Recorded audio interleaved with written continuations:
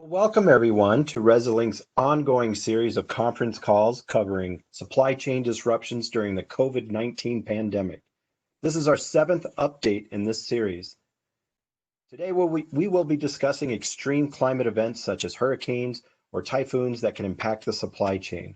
This is especially important given that continued impacts are only further complicated by the ongoing disruptions from the COVID-19 pandemic. I'm your moderator for today, Mark Lumpkin with Resilink. Quick note on housekeeping items. The slides will be available after the webcast. Please use the chat feature to send us your questions. We do welcome your questions, and we will do our best to cover them today, or we will certainly follow up with you afterwards.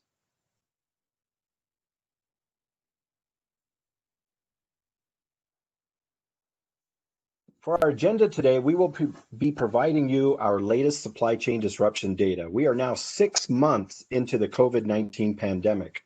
At Resilink, we continue to gather key supply chain disruption trends that we want to continuously share with our community. First on the agenda, we'll discuss the supply chain impact data trends we are still seeing and take a look at the number of extreme climate events expected this year that may have an additional impact on supply chains.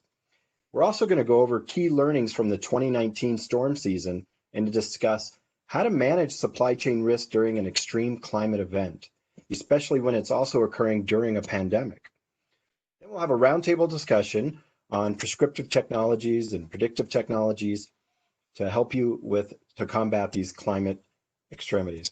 We will also wrap up with a Q&A as time allows. Again, please use that chat feature to send us your questions throughout the program. We'll do our best to answer those.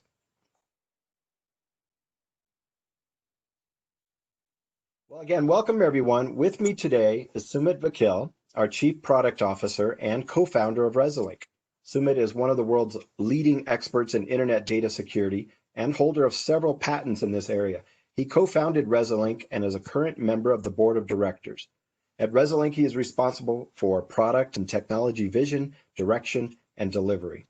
He has held leadership roles in product management and engineering at Fortune 500 companies such as Brocade, Cisco, and 3Com. And he's worked at early stage startups such as Airspace, Internet Devices, and VPNet. Also with us today is Sandeep Ramachandran, Director of Product Management. Sandeep is a customer success manager at Resilink and specializes in supply chain risk management in life sciences vertical. He works closely with several Fortune 500 companies, helping them to improve their supply chain resiliency. Sandeep graduated from the Whitman School in 2015 with an MBA in supply chain management. During this time in Whitman, he was very active in student organizations and has also recently created a supply chain game that can assist in combating extreme supply chain disruptions.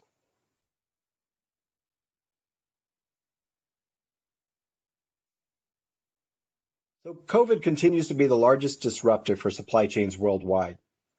Using our EventWatch data, we've collected data on potentially impacted supplier sites. So as many of you know, in the US, restrictions for COVID are starting to ease, but many businesses are still closed and many manufacturers are operating at reduced capacity due to new regulations put in place for distancing and safety. In China and Japan, we are seeing that many sites are still affected. And in Central and South America, the number of COVID cases are still rising. Now we are seeing seasonal storms brewing in the Atlantic, and this is only going to exacerbate supply chains. So let's transition a bit into Resilink supply disruption data. The first Resilink EventWatch we issued was on December 28th, 2019. That was the first one. And then the first supplier confirmation notification was issued January 4th. Please note that Resilink EventWatch will issue a supplier impact confirmation request when we notice that supplier may have a potentially impacted site. The idea is to request confirmation directly from the supplier. This allows customers to access whether a supplier is impacted or not, or quickly assess whether they're impacted or not. As you can see, the supplier confirmation data clearly shows the month-over-month of impact alerts issued to suppliers. We continue to see about a 400% growth month over month This is similar to the growth curve that we've been seeing with COVID-19 patients as well. So given that supply chains are still disrupted from COVID, it's important that we look at how major climate events like hurricanes will add even more stress to supply chains.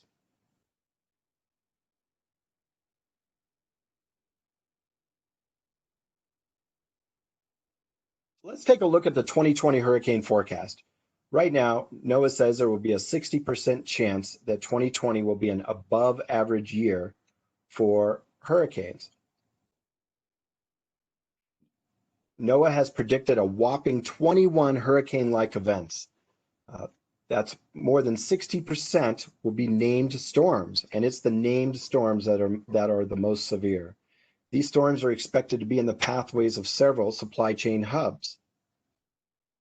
Incidentally, we've already had 3 named storms in 2020 around the globe, and one today is making landfall in India. To help us prepare for 2020, though, but let's look at some of the lessons we learned from 2019. So first, let's put 2019 into perspective. There were 18 named storms in 2019. Historically, that's a large number. However, most hurricanes in 2019 did not make landfall, and as a result, they didn't cause as much damage compared to prior years. Interestingly enough, only 8 other years since 1851 have seen 18 or more named storms.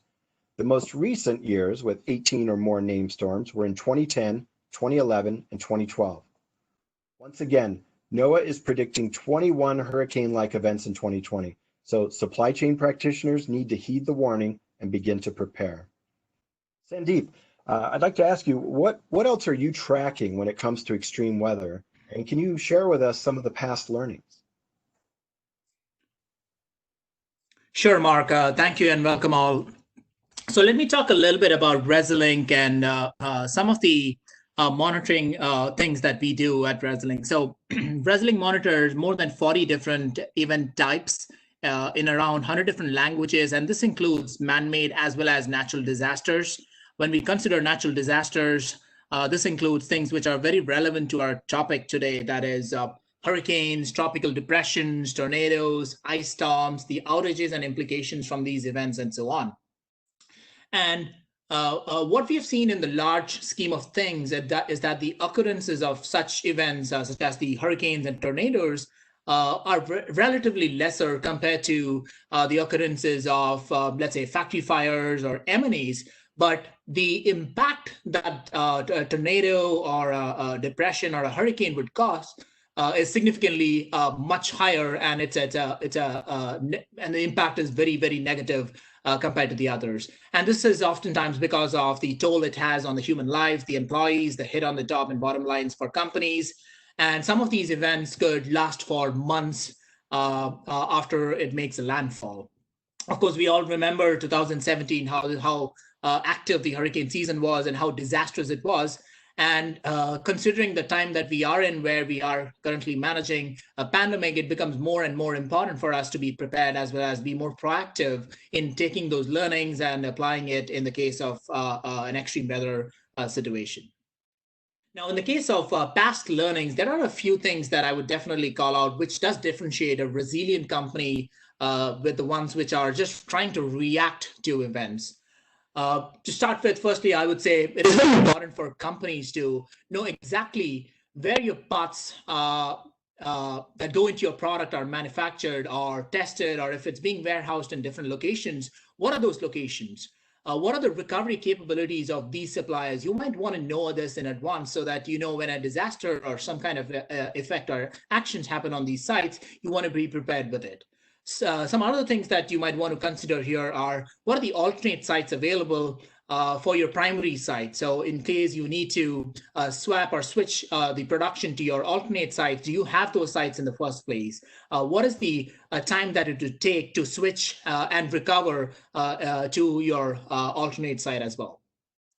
The last thing, of course, trust me, that you want to be doing in a situation room at a time of a hurricane landfall is trying to figure out what the parts are, where are they being manufactured, and this whole exercise being, taking more than a few weeks and months, and you might be late in the game. By then the hurricane would have impacted your supply network.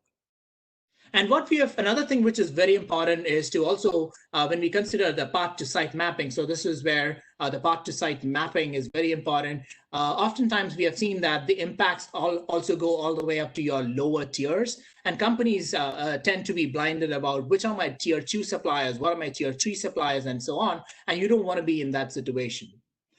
We all know how important sub-tier information is, and that is another critical piece of being prepared for when you're looking at disruptions happening around the world. When we have all this information, it becomes very important for us to start also looking at what are the bottlenecks, where are some of the single points of failure. We all know about the dreaded diamond supply chain, which is you have a bunch of your sub-tiers which are very common in your supply network. And if they get affected, a lot of your higher tier suppliers in this case are affected. So without such kind of intelligent spot to site mapping, it becomes really hard for you to take proper actions and secure your supply chains. The other thing is, once you have your path to site mapping and all the intelligence that we talked about, it becomes really, really important for you to start quantifying the risk that you see in the sites, your manufacturing sites, your parts, the products, the categories, so that you can take quick actions. And these quantifiable results help you to prioritize your actions and put maximum efforts in areas that give you the most return whenever a hurricane or any kind of landfall happens. Some of the examples of how do you quantify some of the key things that you might want to look at is, for example, where are my single source suppliers? What are my single source parts? Maybe a single sole or a multi-source parts. Where are they being sourced from? What are the recovery capabilities of these suppliers and their manufacturing capabilities? Do these suppliers have a proper business continuity plan? What is the BCP risk, as we call it? What is the revenue at risk from these suppliers and sites? Here, please note that I've considered the revenue at risk compared to the spend, because a supplier which has a very low spend could be making a part that could be very, very critical for a full product to be launched. So unless you take into consideration of such suppliers and parts, which might be low in spend but high in revenue at risk, you might not be able to get the complete risk that is associated with those parts or suppliers. One last thing among the many that we could talk about is also being prepared with, in the case of a hurricane, being prepared with hurricane playbooks. That is vetted and tested at the very least every year or every 6 months.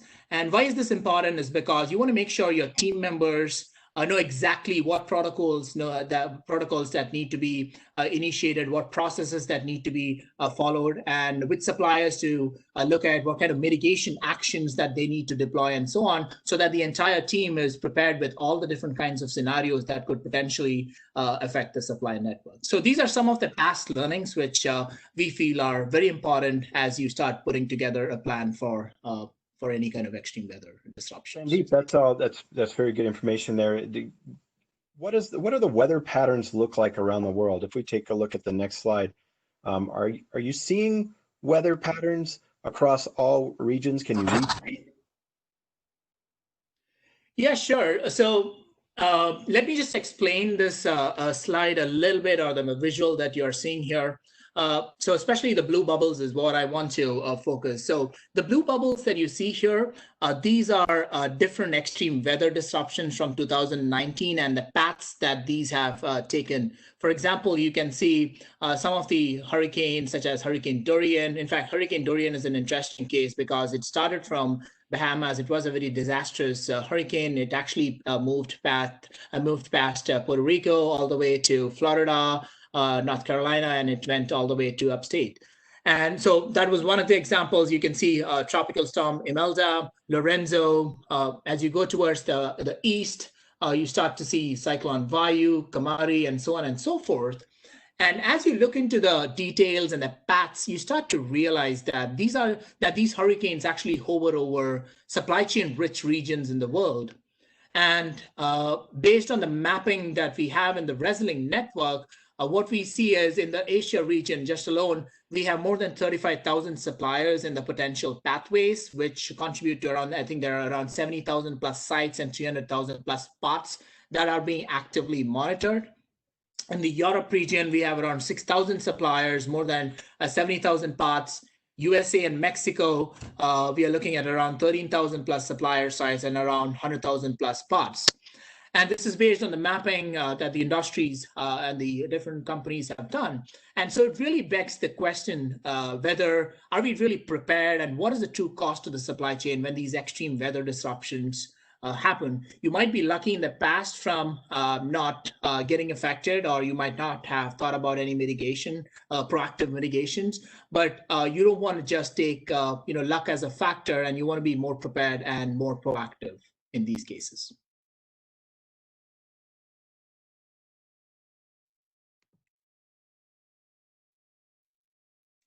So this is another interesting slide that I want to talk a little bit about based on the past learning. So this table actually shows you the top 5 extreme weather events that we have seen in 2019. And as you scroll to the right side of the table, that's when you see the number of sites affected based on the supply chain sites affected based on the mapping, number of parts affected. And these are significantly big numbers when you consider how some of these hurricanes have actually passed through your supplier sites, or the parts that are being manufactured in those sites could potentially be affected. But what concerns even more is actually the last column here in the table, which is the average time to recover. So when companies map the supply chain, which is which parts manufactured at which site, what are the recovery capabilities of their sites when different kind of scenarios get impacted, suppliers do let us know the time to recover.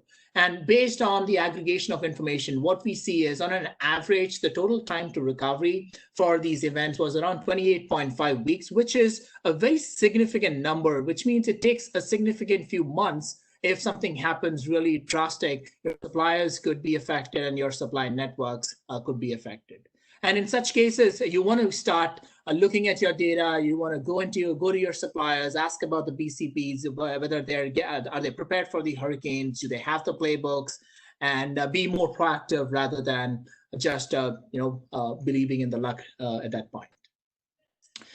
The image on the right-hand side is another interesting image, because what happened in 2019 was a lot of the hurricanes actually did not make a landfall. It actually moved towards the ocean. In a way, we were lucky enough in 2019. But again, as I was mentioning, we were lucky, but you don't want luck to be the only part that you want to play in securing your supply chain. So you want to be more proactive and make sure you are prepared more than ever.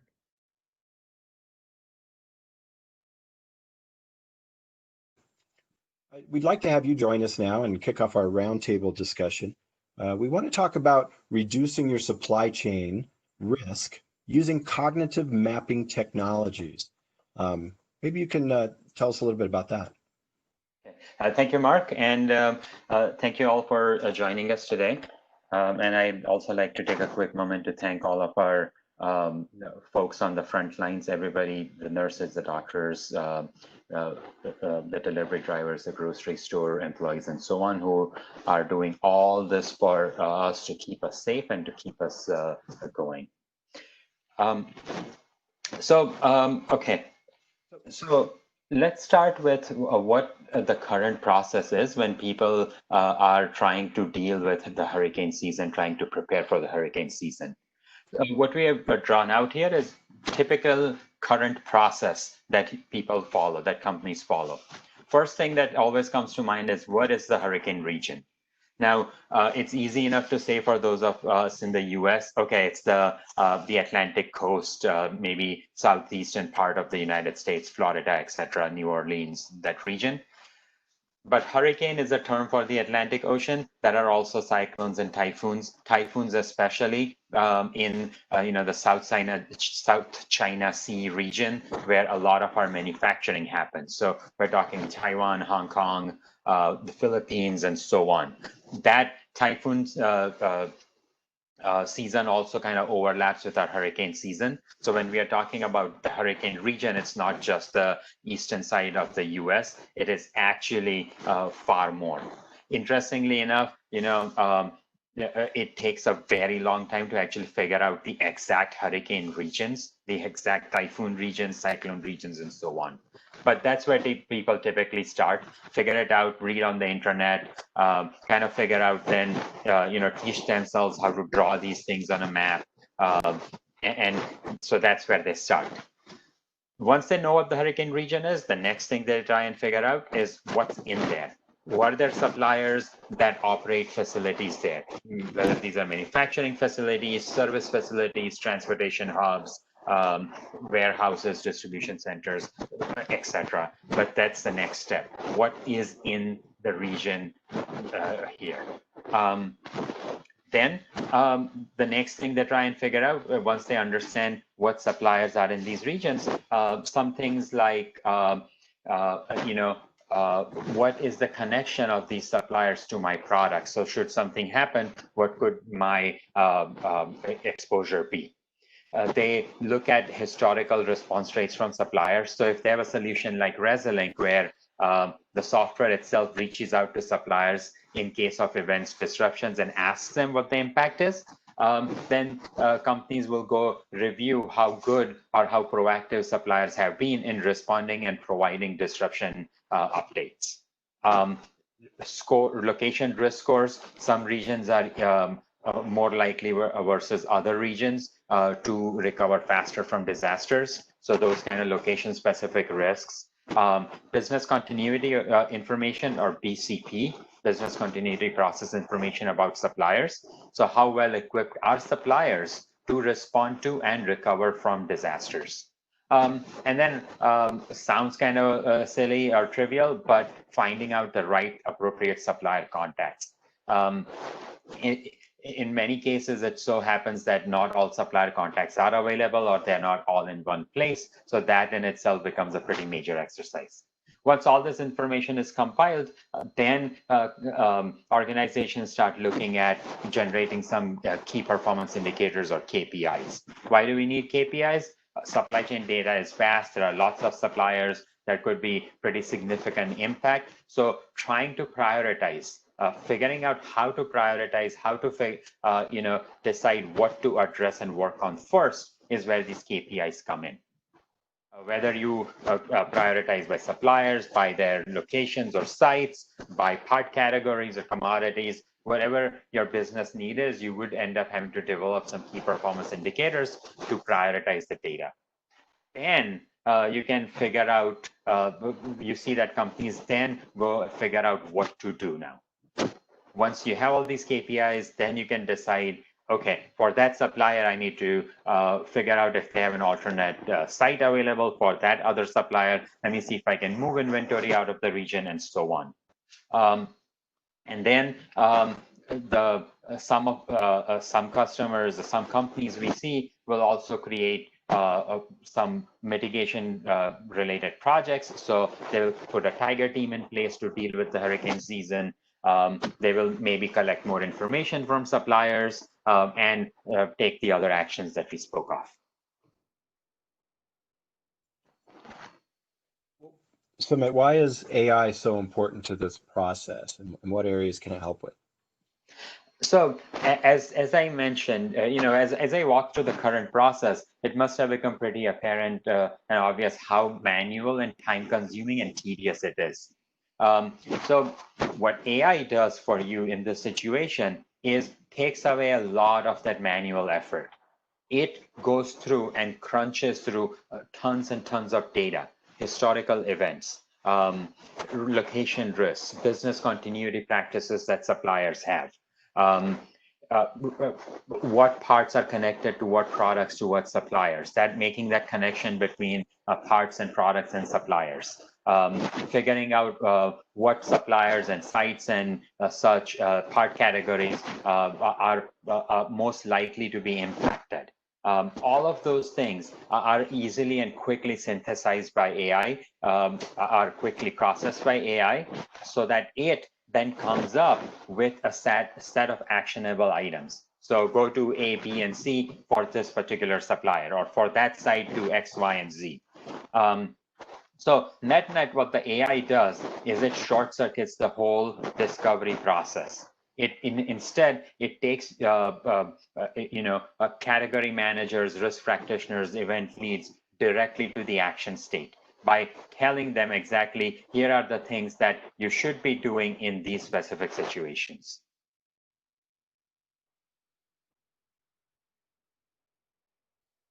So on the next slide, Sumit, do you see AI-based automation playing a big part of this? Absolutely. The way I see it is AI is here to augment humans. Okay.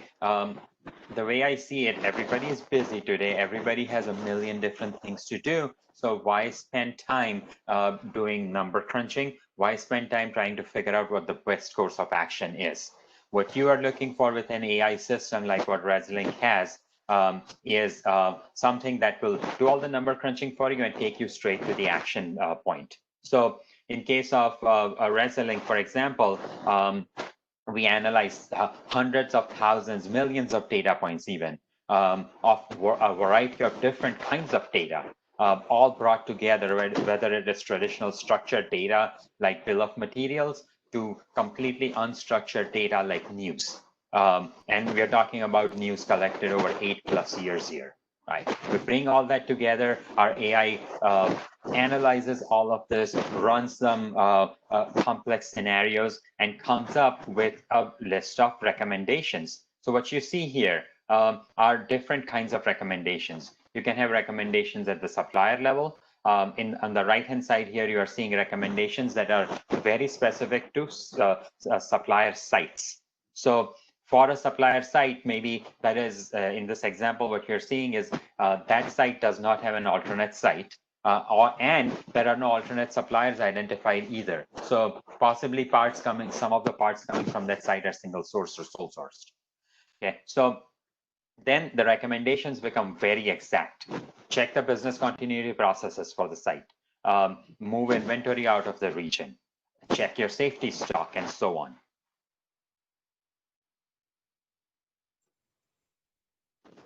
As we move to reviewing our assessments and the recommendations, I think we need back up. Can you explain the differences between prescriptive and predictive technologies? Definitely. So let's start with predictive.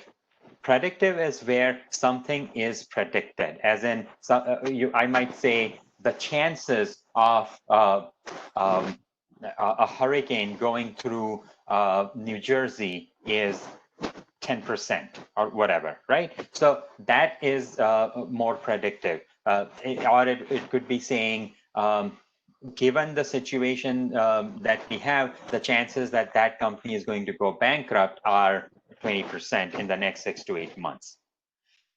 That kind of predictive information is very valuable when you have a lot of time and you're planning ahead of time. So you can plan ahead of time, you can take action ahead of time. But in case of hurricanes, it is now. The hurricane season has already started. So you're past the point where you want predictive information only.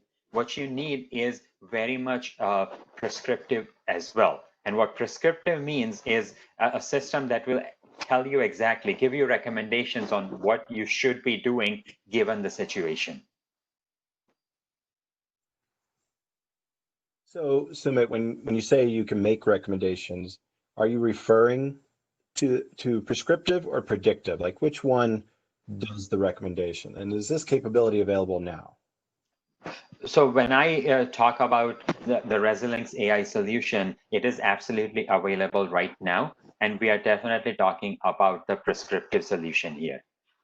So as I discussed earlier, the ResilienX AI system actually generates suggestions. Okay, so it gives you step-by-step recommendations. It would say, for this supplier site, go check that you have some kind of an agreement with them in place so that they will respond back to you in 24 hours. So very much, again, because hurricane season is already started, it is time to take action. And so it is time to get into prescriptive mode. So recommendations are the key here. And that is what we're talking about.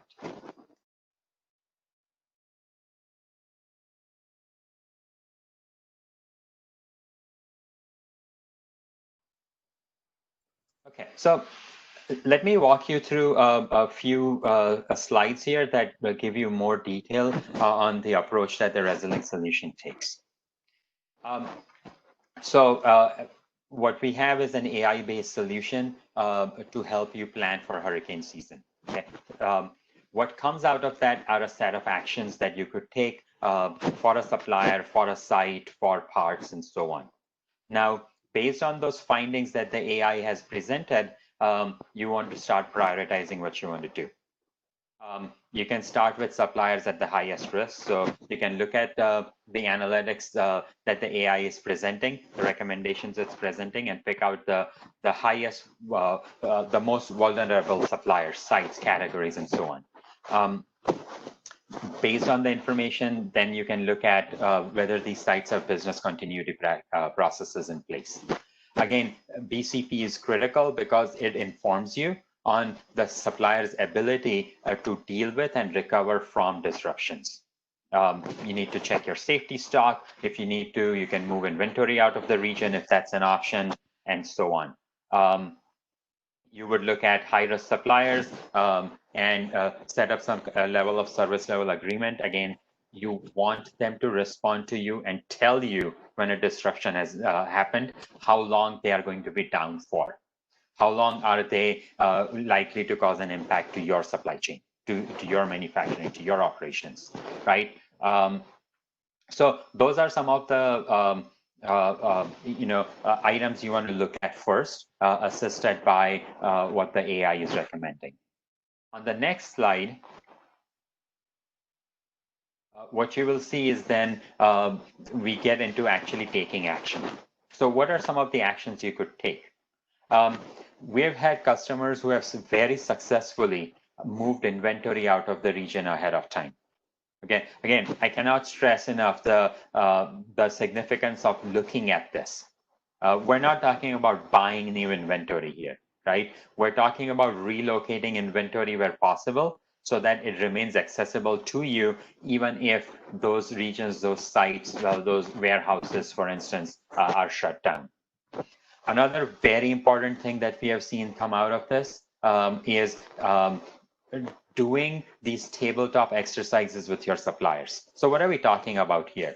Basically, get on a conference call with your suppliers. Right at this day and age, everybody's very used to doing this now. So you get on a Zoom call and you run through, a drill with them. So you say, okay, supplier, let's pretend that we have a hurricane go through Florida. You have these sites there that are supplying these parts. Tell me how we are going to recover from this. Look at your high revenue products. These are, by the way, when I say high revenue, certainly look at the high revenue products. Also look at highly strategic products, whatever is relevant to your business. But identify those key products and develop playbooks, processes ahead of time now. All right, on how you're going to deal with these special products. Likewise, find out who the high-risk suppliers are. Again, go look in the recommendations that the AI has. It will clearly, pull out the suppliers who are at highest risk, suppliers who have not typically been responding to disasters. Work with them right now. Review their preparedness. Assess in detail what are the things that they are and are not doing well. Again, all of this becomes available in the solution itself. So for instance, if there is a supplier without backup power, you want to work with them now to ensure that they have, put in generators. They have stocked up on fuel. They have tested the generators and so on, so that should a disaster actually happen, they are prepared. We go to the next slide, please. There is a very powerful tool built into the Resilink solution. It is a scenario planning tool. This is one of those tools that you can take advantage of immediately as well, right? So run a set of scenarios. What if a hurricane, as this screenshot shows, goes through Florida? What if a typhoon goes through northern Taiwan? Run multiple different scenarios like that.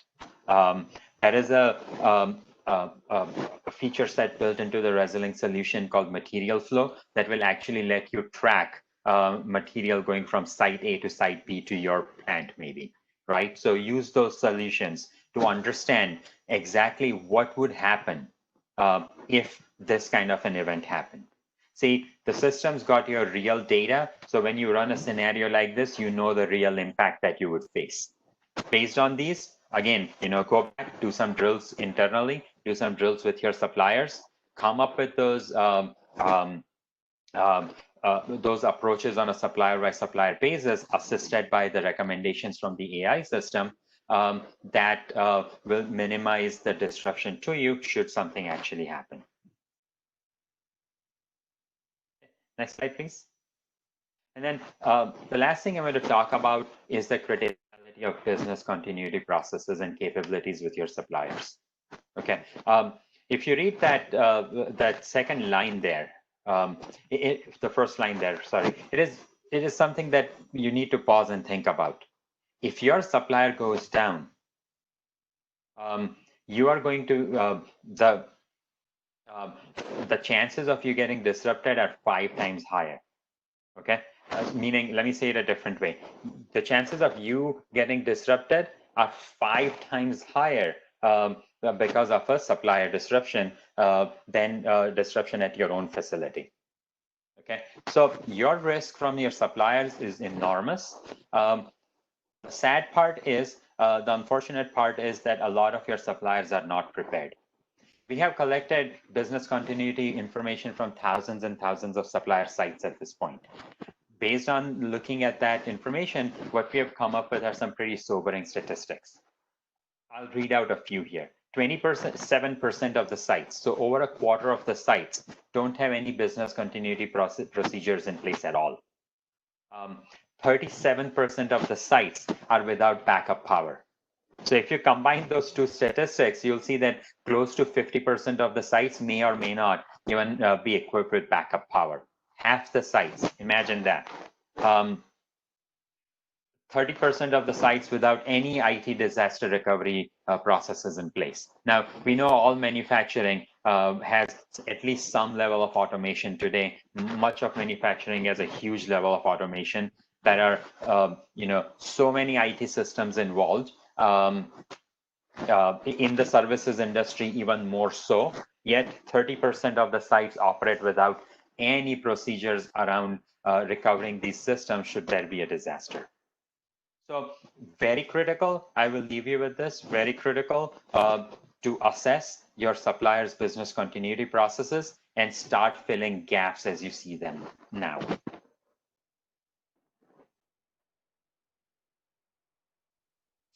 So we'll move on to one of our final slides. We've heard a lot of great information on how to monitor, to mitigate, and predict extreme weather patterns, and also about some of the technologies behind how you would help mitigate. Sandeep, can you tell us what they can expect from Resolink if they want to understand more?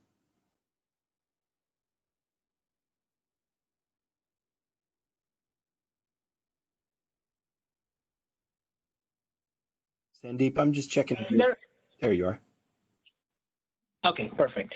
So there are a few areas, a few focus areas within the Climate Ready solution that will allow you to immediately get value out of and take you to that 60-yard play so that you are ahead compared to where you are today. And some of the things that I'll talk about here is starting with Resolink licensed research data, which includes the supplier site locations that we have researched over the years, the different kinds of sub-tier suppliers. Potentially, if you don't have the information already in hand, you can leverage the research information along with historical events that we have been capturing for the last 8 to 10 years. So with the research data, again, it helps you to be more prepared and you are able to quickly information right from the get-go.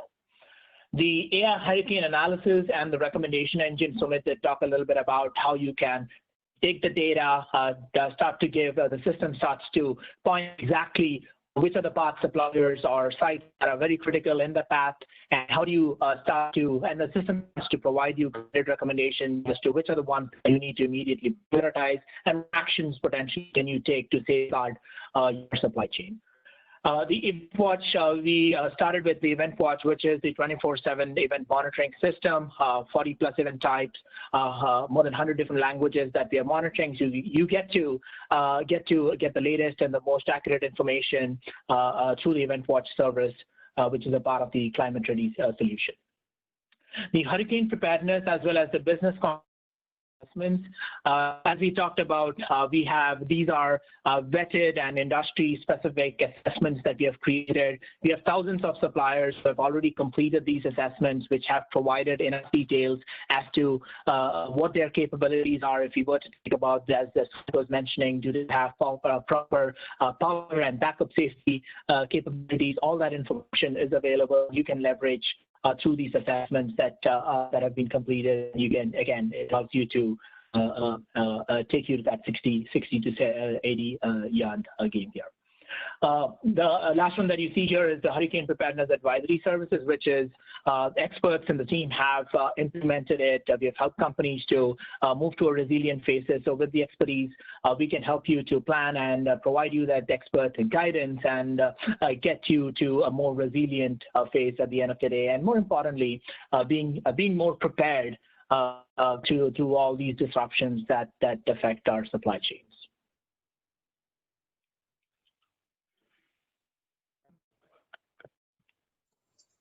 Great, thank you, Sandeep. I'd like to go to the next slide and discuss. Before we go into Q&A, we do have some questions from you, and thank you for sending us your questions, and go ahead and fill out the chat box now if you have some more. But before we go into the Q&A, we want to take a moment to recognize the everyday heroes among us, our essential workers. We want to thank those who work at grocery stores, hospitals, police, fire, warehouse workers, and postal carriers. They're all essential. They're a link to the supply chain, and we'd like to thank all of those who are at the front lines, working long hours away from their families, and they're even managing a smile in this hour of need. So with COVID-19, we're definitely all seeing a new class of heroes among us. I'd also like to thank them for all they do to keep us healthy and safe. And with that, let's go ahead and open it up to questions. Some of the questions that have come in so far.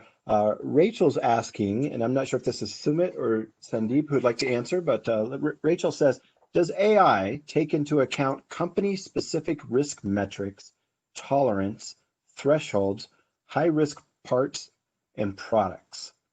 Sumit, do you want to take that into account? Take that one? Yeah, I'll do that, Mark. Thanks.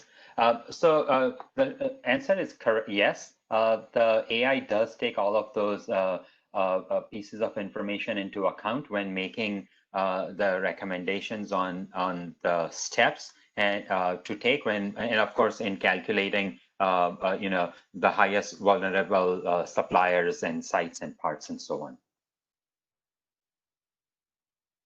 Okay, great, thank you. And we can move to the next slide for Q&A, Sandeep. And then we have another question. This question is from James. What are the main obstacles or objections that get in the way of companies adapting supply chain AI? And how do you respond to those? Sumit, do you want to tackle that one? Sure. That's actually a very good question. One of the main reasons for objections is, of course, it feels a bit of a black box, right? This AI is telling me something, but how do I believe it? The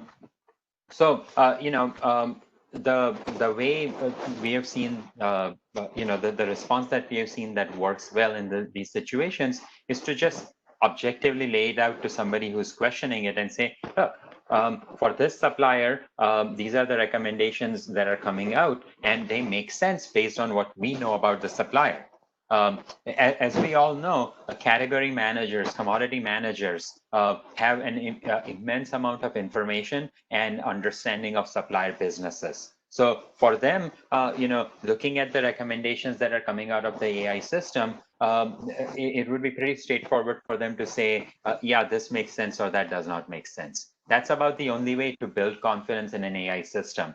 And once you see that by taking these steps, you are actually getting benefits in terms of risk reduction and so on, it becomes easier and easier for companies to start adopting AI-based systems. Great, thank you, Sumit. Sandeep, I have a question for you. We were earlier talking about high-risk zones, and we showed a map of some of the zones in the US that are vulnerable to climate extremes. But could you go back to that map? I think it was slide 8, and talk about the high-risk zones. Let me know, Mark, which is it, slide 8? It's the one with the map. There you go, right there with the 2. Yep. Those are the high-risk zones. So if you could explain what does that mean? Yeah, sure. So I think, what again, to the part of an ongoing research that these high-risk sites have been taken into consideration. But there are a few factors that are looked into, which is the thing like whether a site has been repeatedly been impacted by, let's say, a hurricane, or maybe an earthquake, maybe not an earthquake, but maybe a storm, for example, with floods. So these are some of the different risk factors, different data sets that have been looked in. And surprisingly, I think there was one of the examples that came out of a research, which is, if I'm not mistaken, it was a part of California, which was susceptible to flooding. But as we looked at 100 years of data and from different data points, we started to realize that those are sites that could potentially be considered as a black swan site, which, we never know that sites could be impacted. And when, there are certain scenarios that go unplanned that could result in flood. Again, in this case, what we in all these sites, which are actually supply chain dependent sites, and we are trying to overlay the climate and these different risk factors with how the revenue impact affects these companies. So bringing in more value to those sites for the users. Thank you, Sandeep. Based on what you see here and then what you know about different industries, Sandeep, which industry faces the highest sustainability risk? This is a question that just came in from Sneha. So I think it depends on where the supply chain is located. What we have seen is high tech, as an example, they have more aggregation of their sites towards the Asia region, whereas life sciences, for example, there's a high aggregation of sites in the Puerto Rico compared to the high tech. So based on different industries and the dependencies of their sites and where they're being sourced maximum, it depends. But at the same time, what we have seen is high tech mostly on the Far East Asia region and some parts of US, and as we go towards the Puerto Rico and southern parts, we see a heavy dependency or impacts for the life sciences, I would say. Okay, great. Thank you. And then we have another question. How does stakeholder power dynamics play a role during disruptive times? Stakeholder power dynamics, how does that play a role during disruptive times? Sumit, did you want to answer that, or is that a Sandeep question? Yeah, I can take that. That's not a problem. What we have found is customers who are companies who are most successful in dealing with crises have well-defined roles and responsibilities in their companies. So maybe there is an event lead who's responsible for coordinating all efforts around events. That is the person who is responsible for bringing the rest of the company together, executing playbooks, assigning tasks, following up, reporting up into the management structure, and so on. That is a kind of a team structure that we have found to be most effective in dealing with situations. Sumit, we have another question. How does the system work? Hey, Mark, if I may just add on to that. So I think, in fact, we couldn't get to, because of the audio issue, one of the case studies, which is in the deck. When we share it, you can definitely look at it. But it is actually a company, the leaders in biotech, pharma, which was not affected by Hurricane Maria. They had inventory in the region of impact, but they were able to quickly dual source, dual source their supply chain and protect their patients and meet the targets. But the most important takeaway from that, based on also this question, is that they had a very decisive executive team, which stressed a lot on why supply chain mapping is very critical. And this was realized way back in 2015, and they had a proper process, people, technology established. So right from 2015, they had standard checks to make sure they are doing their part site mapping. The teams are empowered. They reach out to their suppliers. The playbooks are established. So due to that decisive executive team driving this whole program, that was a game changer, and it was very evident in the case study where they were able to pull together the whole process and teams together to take control of a situation, especially in a case where Hurricane Maria actually affected a lot of companies and a lot of industries. Great, thanks, Sandeep. So we'll go to the next question. Sumit, do you want to ask that question? Yeah. So the question came in. It was about for Resolink to work, does it mean that all suppliers tier 1 through N need to join the Resolink platform? The answer is no. There are multiple different ways to get to the same results here, right? Resolink obviously does a lot of independent research and collects as this extensive database of supplier manufacturing locations that can be turned on day one. So that research data becomes available to you day one, and you don't even need to onboard any suppliers to get access to that information. The next thing is if you actually want to, get additional information from suppliers, then that's where starting with tier 1 obviously is the best place to start. Because just starting at tier 1, they are the ones you have direct connections with in most cases, and from them, in most cases, you will also be able to get the tier 2 information, as in who the suppliers are and what their sites are and what materials are being procured from those tier 2 suppliers. So just starting with that much in itself is also going to give you take you very far. Compared to in a situation where you may not have anything already. Related to this, another question has come up, which is when you trace the supply chain down to all levels of suppliers, what is the typical company size? Meaning, what if the supplier is really small? So what we are seeing is pretty typical, which is there are several large suppliers in any supply chain, but many small suppliers. We've been working with both sizes of suppliers, large and small, in a variety of different industries like automotive, high tech, pharmaceutical, healthcare, life sciences, and so on for almost 10 years now. And so what we are seeing is you do get responses from both kinds of suppliers. It's not just the large companies that will participate. In fact, what we see is that the smaller companies are also equally, if not more likely, to be involved and participate and provide the information that's relevant. Great, thank you. There was one other question related to integrating data for flooding damage prediction. And do you predict the performance of local emergency personnel to help restore supply chains? Does that factor into this? So the flooding damage prediction absolutely is a part of the location risk scoring that we do. Every site based on their location has a natural disaster risk associated with it that comprises of multiple different factors. And flooding risk happens to be one of them.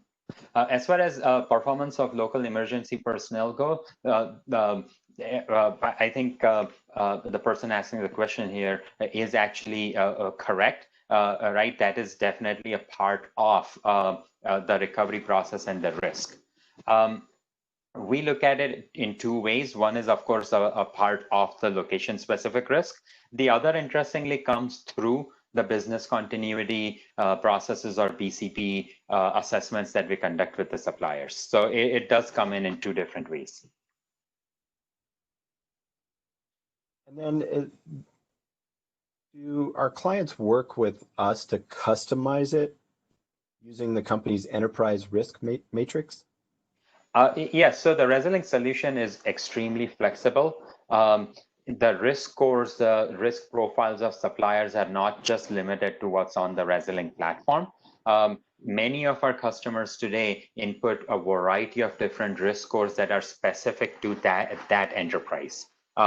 We have seen everything from innovation risk to quality risk to a variety of different financial metrics, whether they are in-house generated or procured from third parties like Credit Risk Monitor. Right. Okay, well, we have about 1 minute left, and I just wanted to close it out. But I have one last question, Sumit. Is this compatible with any ERP system?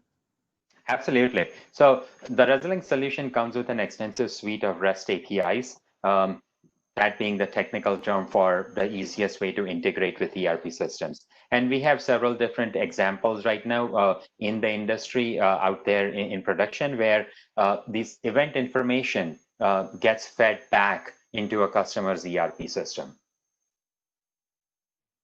Great. Well, we want to thank everyone for joining our call. We've had some great questions today, and we look forward to having you join us on our next webinar. I think we have one coming up next week. Just check our Resolink website, our events section, and you can register now, and it'll send you an automatic link into your inbox to get you signed up for it and remind you about it. And if there's any questions we missed today, we'll make sure we follow up with you personally. And we want to thank everyone for joining. So we'll say goodbye. Thank you.